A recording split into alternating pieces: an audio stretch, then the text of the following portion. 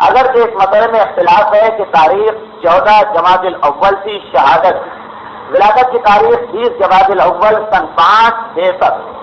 اعلان نبوت کے بعد، اور تاریخ شہادت زیادہ تحقیق کے بعد یہ سامنے آئی کہ 3 جمادی الثانی سن 11 ہجری، یعنی وہی سال جس سال پیغمبر کی شہادت ہوئی۔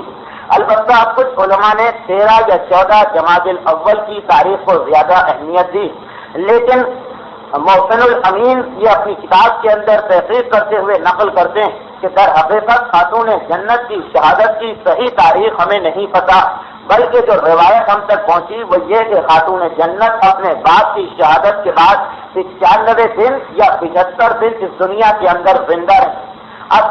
جن روایتوں کے ذریعے یہ بات ہم تک پہنچی ہے وہ خط کوفی کی روایتیں، اور خط کوفی کے اندر نقطے نہیں لگائے جاتے ہیں، چنانچہ اگر آپ 95 لکھیں 590 یا 75 لکھیں 570 اور نقطے نہ لگائیں تو 95 75 بھی پڑھا جا سکتا ہے، 95 بھی پڑھا جا سکتا ہے۔ چنانچہ کچھ علماء نے اسے 95 دن پڑھا تو 28 صفر کو پیغمبر کی شہادت، جس کے بعد 95 دن لگائیے تو 3 جمادی الثانی بنتے ہیں، اور کچھ علماء نے نقطے تو نہیں لگے تھے اسے 75 دن پڑھا۔ اس صورت میں اگر آپ حساب لگائیے 28 صفر سے 75 دن تو 13 یا 14 جمادی الاول بنتے ہیں، لیکن علماء کرام کی تحقیق یہ ہے کہ 3 جمادی الثانی یہ سب سے زیادہ مستند، سب سے زیادہ صحیح تاریخ ہے۔ البتہ شیخ عباس قمی اپنی کتاب منتہی الاعمال میں اس بحث کا ایک جملے میں فیصلہ کیے دیتے ہیں کہ بہتر یہ ہے ہر مومن کے لیے کہ 13-14 جمادی الاولیٰ کو بھی شہادت منائے اور 3 جمادی الثانیہ کو بھی شہادت منائے،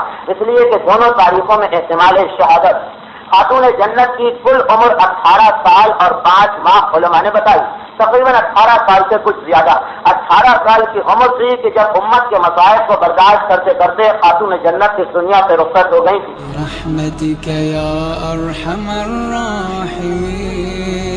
وصلی اللہ علی محمد و